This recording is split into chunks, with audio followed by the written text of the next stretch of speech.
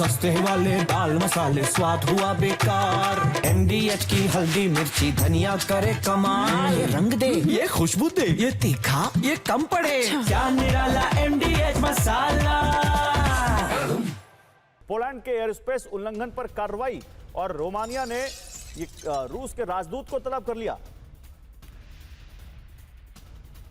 और इसी बीच ज़ेलेंस्की का बयान आ गया है। रूस रोमानिया टेंशन पर ज़ेलेंस्की का बयान। रूस की तरफ से यह संयोग या गलती नहीं, यह रूसी कमांडर के आदेश पर नहीं हुआ है।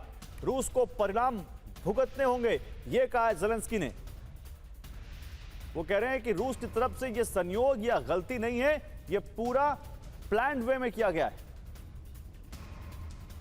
और पोलैंड के खिलाफ जंग में उतर चुके हैं पुतिन।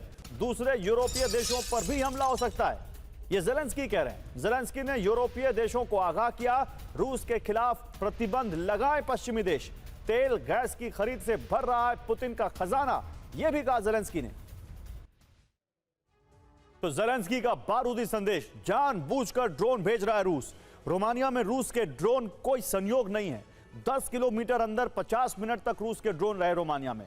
ड्रोन भेजकर युद्ध विस्तार कर रहा है रूस। देशों को तबाह करने का आदी है रूस। रूस को इसके परिणाम भुगतने ही होंगे। जनरल सिवाच, एक थ्योरी तो यह है कि रूस वाटर टेस्ट कर रहा है, रूस देख रहा है कि यूरोपीय देश कितने तैयार हैं।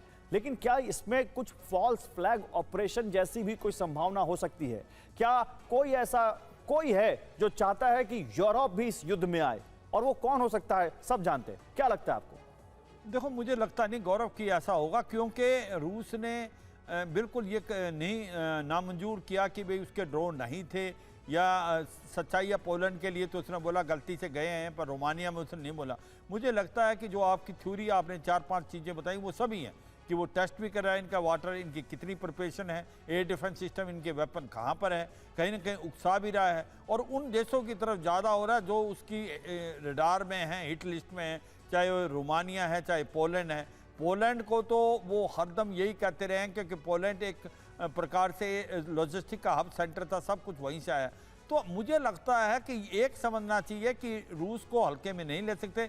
प्रॉब्लम क्या है यूरोप की, रूस की इकोनॉमी डिगमगाई नहीं। सब ने सोचा था ये लड़ाई लंबी नहीं चल सकती, रूस की इकोनॉमी डिगमगा जाएगी और वो डिपेंडेंट होगा चीन के ऊपर। मगर अगर आप लड़ाई देखें, 3 साल से ज़्यादा हो गए, अब लड़ाई में उसकी इकोनॉमी, रूबल जो है स्ट्रांग हुआ है डॉलर को लेके, उसके हथियार भी बिक रहे हैं, उसकी जो ऑयल और गैस जो सबसे ज़्यादा एक्सपोर्ट होती है वो भी बिक रही है, उसको भारत भी खरीद रहा है, चीन भी खरीद रहा है, टर्की भी ले रहा है, गैस जो है वो यूरोप भी ले रहा है, जापान भी ले रहा है। तो सच्चाई यह है कि आज जो मिलिट्री पावर है रशिया की वो बढ़ी है, ना कि कम हुई है। इकोनॉमिक भी स्ट्रेंथ बढ़ी है। ऐसे में यूरोप को ज़्यादा डर लग रहा है। अगर अमेरिका साथ नहीं देगा नेटो कंट्रीज़ का तो फिर बहुत मुश्किल होने वाली है, क्योंकि नेटो कंट्री के पास इतने हथियार और अम्यूनिशन भी नहीं है कि वो ज़्यादा से ज़्यादा हफ्ते 10 दिन की लड़ाई लड़ सके, जबकि रूस के पास हैं। क्योंकि रूस की जो मिलिट्री इंडस्ट्रियल कॉम्प्लेक्स है वो 24/7 काम कर रहा है,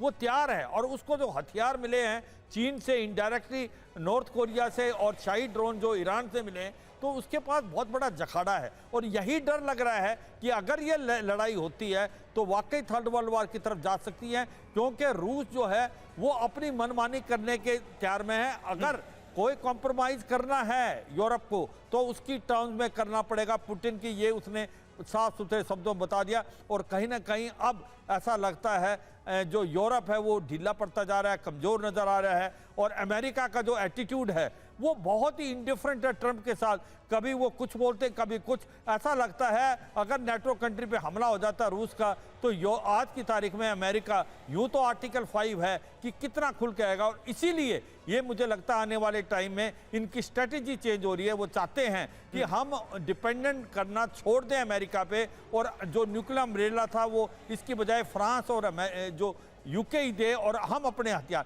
आप जर्मनी को देखें, सेकेंड वर्ल्ड वॉर के बाद उसने कभी भी अपनी फौज 60-70 हज़ार से ज्यादा नहीं की, 90 हज़ार में बढ़ोतरी, मॉडर्नाइज करेगा। न्यूक्लियर हथियार की तरफ भी आगे जर्मनी जा सकता है, ये आपको सरप्राइज कर सकता है मुझे लगता है। जैसे जापान जाता जा रहा है, अपनी डिफेंसेस को मजबूत कर रहा है इंडो पैसिफिक में, और जर्मनी भी मुझे लगता है आने वाले लेकिन इसी बीच जिस जंग को लेकर ये सब कुछ हो रहा है वो भी बहुत विध्वंसक तरीके से जारी है। एक बड़ी खबर, पश्चिमी रूस में यूक्रेन का विध्वंसक हमला। सेंट पीटर्सबर्ग के नजदीक प्रिमोर्स्क पोर्ट को यूक्रेन ने दहला दिया, और कैसे? उन्हीं ड्रोन से जो रूस के भी हथियार हैं और यूक्रेन के भी हथियार हैं। ड्रोन हमलों से तबाह हुआ रूसी टैंकर। विस्फोट से प्रिमोर्स्क पोर्ट को भारी नुकसान पहुंचा है।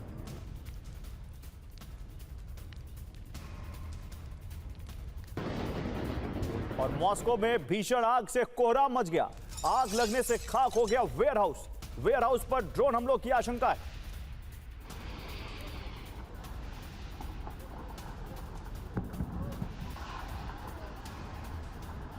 और रूस के लेनिनग्राद में यूक्रेन का हमला।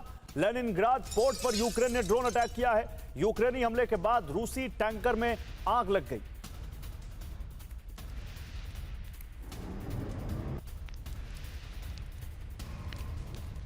और नीप्रो में रूसी सेना का विध्वंसक अटैक। यूक्रेनी पोजीशन पर ड्रोन से अटैक किए। कई इलाकों पर रूस का कब्जा हो गया है। तो एक तरफ रूस यहां नीप्रो में हमले कर रहा है, उधर रूस में लगातार ज़ेलेंस्की ड्रोन अटैक कर रहे हैं और कई भीषण विध्वंसक ड्रोन अटैक किए गए। आइए अब आपको बताते हैं कि यूक्रेन ने रूस में कहां हमले किए हैं। ज़ेलेंस्की का ऑपरेशन बदला, कहां हमले हुए। देखिए, सेंट पीटर्सबर्ग में हमला हुआ। टारगेट कृषि तेल रिफाइनरी, ड्रोन से यह विस्फोट किया गया है। ऊफा नोवो तेल रिफाइनरी, ड्रोन से यहां पर अटैक किया गया। पर्मक्राई मेटाफ्रैक्स केमिकल प्लांट है, ड्रोन से अटैक किया गया है। प्रिमोर्स्क पोर्ट है ये, यहां पर ड्रोन अटैक किया है रूस ने। तो अब प्रोफेसर सिंह, ये तो हम लगातार बात कर रहे हैं कि यूरोप यूक्रेन की इस वॉर में आएगा कि नहीं आएगा, यूरोप में क्या डर है। लेकिन मीनवाइल क्या आपको लगता है कि यूक्रेन उस तरह से काउंटर कर पा रहा है रूस को, या रूस पुतिन को एज मिलती जा रही है? जितना समय जा रहा है ज़ेलेंस्की के हाथ से चीजें जा रही हैं, और ये ड्रोन अटैक केवल एक ऑप्टिक्स तो हो सकते हैं, लेकिन इनसे कुछ हासिल होने वाला नहीं है। देखिए, जब यूक्रेन युद्ध शुरू हुआ था तो उस समय की कैपेबिलिटी में, मतलब in terms of man power और अब की कैपेबिलिटी में आधे का अंतर आ गया। यानी उनके जितने सैनिक थे एक्टिव आर्म फोर्सेस, वो कम से कम आधे घट गए हैं। दूसरा सबसे इंपॉर्टेंट, रूस इस बीच जो भी कर रहा है वो अपनी टेरिटरी ग्रैब कर रहा है यूक्रेन का। वो आगे बढ़ता जा रहा है, वो रुका नहीं है या थमा नहीं है, वो आगे ही बढ़ रहा है। भले ही वो 1 किलोमीटर 10 दिन में बढ़ रहा हो, नंबर्स बहुत ज़्यादा उसके मारे जा रहे हैं, वो लेकिन आगे बढ़ रहा है। तीसरा, यूक्रेन के पास अब ऑफेंसिव कैपेबिलिटी कम हो गई। इसलिए आपने बहुत ध्यान दिया होगा कि अब वो drone warfare, missile warfare, destruction of oil refineries, ये सारी चीजें कर रहा है जो उनके इंफ्रास्ट्रक्चर को अफेक्ट कर रहा है। यानी यूक्रेन अब ये जानता है कि कितना भी वेस्ट सपोर्ट कर दे, वो उस स्थिति में नहीं है कि रशिया के अटैक्स को रोक पाए, और रशिया आगे बढ़ रहा है। यूक्रेन के साथ इस समय सबसे बड़ी समस्या क्या है कि पूरी तरह से रूस उस पर हावी हो गया, खासकर ट्रंप और पुतिन की मीटिंग के बाद जो अलास्का में हुई थी। और ट्रंप कोई स्टैंड नहीं लेना चाहते हैं यूक्रेन के फेवर में या रशिया के फेवर में। वो एक बहुत बड़ा एक साइकोलॉजिकल बैरियर आ गया है जिसको यूरोप पूरा कर रहा है। यूरोप ये जानता है कि अगर इस समय वो यूक्रेन के साथ खड़ा दिखेगा तो रूस को एक तरह से चेतावनी होगी। लेकिन जब वार्ताएं हो रही हैं उसके पहले ही आपने देखा था उन्होंने बात कर दी सिक्योरिटी गारंटी की, यानी उन्होंने भी रूस को छेड़ दिया। तो यूक्रेन की वल्नरेबिलिटी इस समय पूरे 3.5 साल में जब से युद्ध चल रहा है सबसे ज्यादा है, क्योंकि यूरोप उनके सामने खड़ा नहीं हो पा रहा है कि उनको सपोर्ट करे पूरी तरह से। अमेरिका ने अपना हाथ पीछे रखा हुआ है या हाथ बांधा रखा हुआ है, और रूस उस पर अटैक पे अटैक किए जा रहा है। ठीक है, लेकिन कहा तो यह भी जा रहा है कि यूरोपीय देशों की कोशिश यूक्रेन के मोर्चे पर रूस को कमजोर करने की है, ताकि पुतिन यूरोप के बाकी देशों का रुख नहीं कर सके। पुतिन को बैकफुट पर लाने के लिए यूरोप के टॉप देशों ने एक नया प्लान तैयार किया है जिस पर कीव में मुहर लग चुकी है। इस प्लान के मुताबिक यूक्रेन के टारगेट पर अब रूस का एनर्जी इंफ्रास्ट्रक्चर, हथियार फैक्ट्रियां और ज़पोरिज़िया न्यूक्लियर प्लांट है। अगर यूरोप का प्लान कामयाब होता है तो यूक्रेन की ये जंग 180 डिग्री घूम सकती है।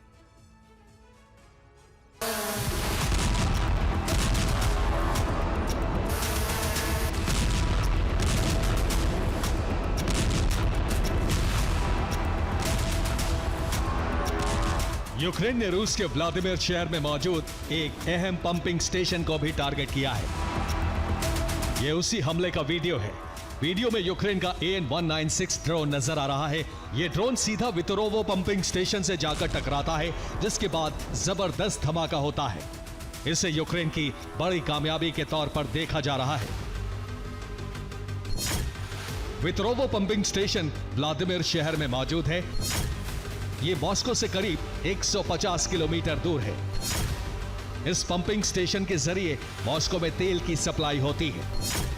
पंपिंग स्टेशन को नुकसान पहुंचाने से यहां तेल सप्लाई प्रभावित हो सकती है।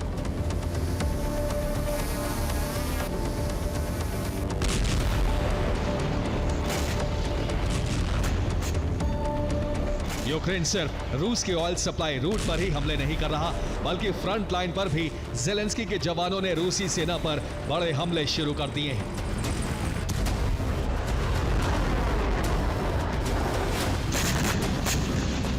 ज़ेपोरिजिया में यूक्रेन ने MiG-29 फाइटर जेट से बमबारी की। यहां फ्रांस से मिले आस्म हैमर गाइडेड बम गिराए गए। हमले में रूसी सेना के बेस को तबाह कर दिया गया। सुमी की फ्रंट लाइन पर यूक्रेन की ड्रोन ब्रिगेड ने बड़े हमले किए। यहां आत्मघाती ड्रोन से हमला कर रूस के कई टैंक और सैन्य वाहन नष्ट कर दिए। डोनेस्क में यूक्रेन ने ड्रोन हमले किए। दावा है कि रूसी कब्जे वाले इलाके को निशाना बनाया गया।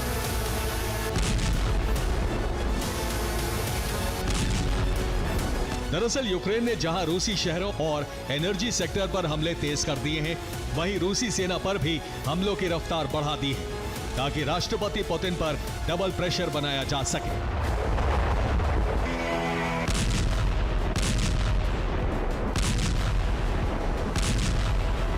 सिर्फ इतना ही नहीं, रिपोर्ट्स की माने तो यूक्रेन के निशाने पर ज़ेपोरिजिया न्यूक्लियर प्लांट भी है, जिसका दावा रूस ने किया है। दावा है कि यूक्रेन लगातार न्यूक्लियर प्लांट के आसपास हमले कर रहा है। बीते एक हफ्ते में यूक्रेन के हमले 3 गुना बढ़ चुके हैं। यूक्रेनी हमलों की वजह से प्लांट की सुरक्षा को खतरा बढ़ गया है। यूक्रेन ने प्लांट को नुकसान पहुंचाकर इसका आरोप रूस पर मरने का षड्यंत्र तैयार किया है।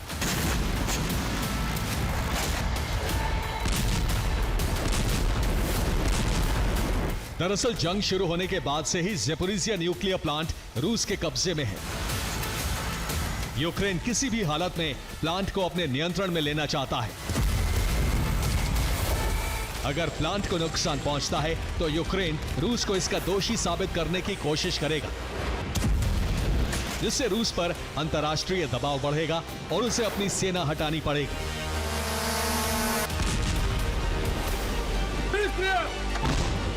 साफ है, जंग में पुतिन को कमजोर करने के लिए यूक्रेन और यूरोप ने हर तरह के दांव पेच चल दिए हैं, लेकिन डर है कि ये रणनीति यूरोप जंग का द्वार खोल सकती है।